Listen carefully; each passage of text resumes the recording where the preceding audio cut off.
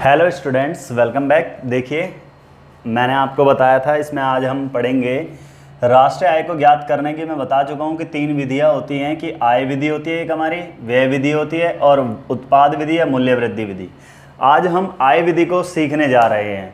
सभी बच्चे बड़े ध्यान से देखेंगे आय विधि क्या होती है। सबसे पहले बच्चों, आय विधि से ना घरेलू आय को ज्ञात किया जाता है। किसको निकाला जाता है? घरेलू आय। घरेलू आय एनडीपीएफसी होता है। ये मैं आपको बता चुका हूँ। राष्ट्रीय आय तथा उसके समुच्चय के जो हमने एक वीडियो बनाई थी, तो अगर किसी बच्चों को डाउट है तो वो डिस्क्रिप्शन बॉक्स में लिंक मिल जाएगा, वहाँ से देख सकता है इस वीडियो को। तो देखिए बच्चों, तो घरेलू आय जो होती है वो एनडीपीएफसी होता है। एनडीपीएफसी को 3 तरीके से निकाला जाता है। सबसे पहले एक होता है हमारा परिचालन अधिशेष, और एक होता है हमारा कर्मचारियों का पारिश्रमिक और स्वनियुक्तों की मिश्रित आय। देखो बच्चों, परिचालन अधिशेष को ना ओएस कहते हैं, ऑपरेटिंग सरप्लस, शॉर्ट में लिख सकते हैं इसे ऑपरेटिंग सरप्लस। अब कर्मचारियों का पारिश्रमिक जो होता है ना, सीओई होता है, ठीक है, कंपेंसेशन ऑफ एम्प्लॉइज। और स्वनियुक्तों की मिश्रित आय का मतलब होता है मिक्स्ड इनकम, एमआई, ठीक है। इन तीनों को जोड़ दोगे तो आपको घरेलू आय पता लग जाएगी। लेकिन याद रखना, जो परिचालन अधिशेष है ये डायरेक्ट गिवन नहीं होगा, इसके 2 पार्ट गिवन होंगे, संपत्ति की आय और साहस की आय। संपत्ति की आय वो होती है जो संपत्ति से प्राप्त करी जाती है, जैसे किराया। आप अपने मकान को खुद यूज ना करके कोई और यूज कर रहा है, लेकिन उसके बदले में आपको रिटर्न जो मिल रहा है वो किराया कहलाता है। ऐसे ही ब्याज, ब्याज का मतलब आप अपनी पैसों को खुद यूज ना करके, पूंजी को खुद यूज ना करके कोई और अगर यूज कर रहा है, उसके बदले में जो रिटर्न मिलेगा उसे ब्याज कहेंगे। लगान या रॉयल्टी, लगान या रॉयल्टी का मतलब अब बेसिकली ये होता है, जैसे रिलायंस कंपनी एक बहुत बड़ी है। अब रिलायंस के फैन तो आप बना नहीं सकते हो, परमिशन लेनी पड़ेगी पहले रिलायंस से। तो रिलायंस से जो परमिशन लोगे, अगर वो ब्रांड यूज करना चाहते हो, तो उसके लिए जो अमाउंट पे करोगे उसे रॉयल्टी कहते हैं हम। देखिए, साहस की जो आय होती है, साहस की आय को लाभ कहते हैं। लाभ के 3 भाग होते हैं, लाभांश, निगमकर और अवितरित लाभ। भाई, लाभांश लाभ का वह भाग होता है जो शेयरधारियों को दिया जाता है।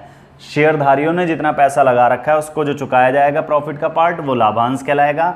अवितरित लाभ उस लाभ को कहते हैं बच्चों जो फ्यूचर में आने वाले लॉस को बियर करने के लिए या अपने बिजनेस को एक्सपेंड करने के लिए अपना जो फर्म है कुछ पैसा रिजर्व करके रखती है, ठीक है, उसे अवितरित लाभ कहते हैं। तो निगम कर वो कर होते हैं जो सरकार को चुकाए जाते हैं प्रॉफिट को अर्न करने के बाद, ठीक है, उसे निगम कर कहते हैं। तो कॉर्पोरेट टैक्स बोलते हैं इसे। तो ये हो गया हमारा परिचालन अधिशेष। अब आपको याद रखना, अगर आपको क्वेश्चन में लाभ दे रखा है तो आपको लाभांश निगम कर नहीं लेना। अगर लाभ नहीं दे रखा तो तीनों को ऐड कर देंगे। ऐसे ही अगर संपत्ति की आय दे रखी है, किराया और ब्याज भी दे रखा है, तो आप संपत्ति की आय को लेंगे, हेड को लेना है। अगर आपको परिचालन अधिशेष क्वेश्चन में गिवन है और लाभ भी गिवन है तो आप परिचालन अधिशेष को लोगे। ऐसा लिखने का उद्देश्य सिर्फ मेरा यही है, ताकि आपको ये बता दूं कि इसके पार्ट्स होते हैं। अगर पार्ट आपको दे रखा है और मेन कंपोनेंट दे रखा है तो मेन को लेंगे आप, पार्ट्स नहीं लेंगे। क्लियर? नेक्स्ट, कर्मचारियों का पारिश्रमिक। कर्मचारियों का पारिश्रमिक वेतन व मजदूरी नगद व तरल के रूप में होता है, और वेतन व मजदूरी वस्तु व सेवा के रूप में। देखिए, नगद तरल क्या होता है बच्चों? अगर हमने किसी भी कर्मचारी से काम करवाया, काम कराने के बाद उन्हें पैसे दे दिए तो वो नगद व तरल कहलाएगा। लेकिन अगर हमने उनको आने जाने की फैसिलिटी दे दी, एकोमोडेशन के लिए दे दिया, यानी उन्हें रहने के लिए मकान दे दिया, तो वो क्या कहलाएगा? वस्तु व सेवा के रूप में। एक होता है सामाजिक सुरक्षा में मालिकों का योगदान या अंशदान। होता क्या है कि जो भी मालिक होता है, तो मालिक क्या करता है, उस कोई भी कर्मचारी अगर काम कर रहा है उसके यहाँ पर, तो वो क्या करता है, उसके लिए प्रोविडेंट फंड में जमा पैसे कर देता है, या एलआईसी करवा दी उसकी, मेडिकल इंश्योरेंस करा दिया। तो ये सामाजिक सुरक्षा में मालिकों का योगदान होता है, ये मालिक करते हैं। ठीक है स्टूडेंट्स, नेक्स्ट हम पढ़ते हैं स्वनियुक्तों की मिश्रित आय। अब ये क्या होती है ये समझने वाली है। देखो, इसे बड़े ध्यान से समझेंगे सभी बच्चे। स्वनियुक्तों की मिश्रित आय क्या होती है? भाई, संपत्ति की आय और साहस की आय के जोड़ को मिश्रित आय कहते हैं, परंतु इसमें यह पता लगाना मुश्किल होता है इस आय में कि एक व्यक्ति ने संपत्ति से कितनी आय अर्जित की है और साहस से कितनी आय अर्जित की है, इसलिए इसे मिश्रित आय कहा जाता है।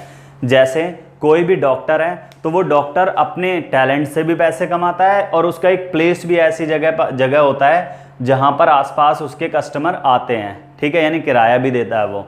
तो वो क्या कहलाएगा? मिश्रित आय। Private doctor, private teacher, private lawyer, सारे मिश्रित आय के पार्ट होते हैं। क्योंकि अगर मैं जैसे पढ़ा रहा हूँ तो मैं ये कैलकुलेट नहीं कर पाऊंगा कि मैं अपने टैलेंट की वजह से कितना पैसा कमा रहा हूँ, या मेरा इंस्टीट्यूट ऐसी जगह है कि वहाँ पर नीड है, लोगों को रिक्वायरमेंट है कि इस वजह से मेरे पास आते हैं, तो ये कैलकुलेट नहीं किया जा सकता, इसलिए इसे मिश्रित आय कहते हैं।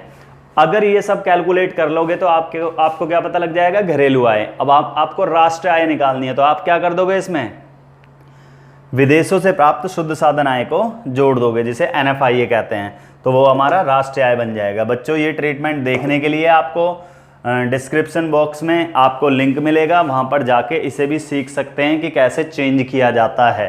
तो ये हमारी आय विधि है। तो आय विधि के अब हम न्यूमेरिकल्स करेंगे इसके बाद। पहले न्यूमेरिकल करने से पहले इसे मैं शॉर्ट में थोड़ा सा लिख देता हूँ स्टूडेंट्स, जिससे कि आप और इजीली समझ जाओ। पहले से कॉपी कर लीजिए आप, वो कॉपी कर लिया आपने, तो सभी बच्चे इधर देखेंगे।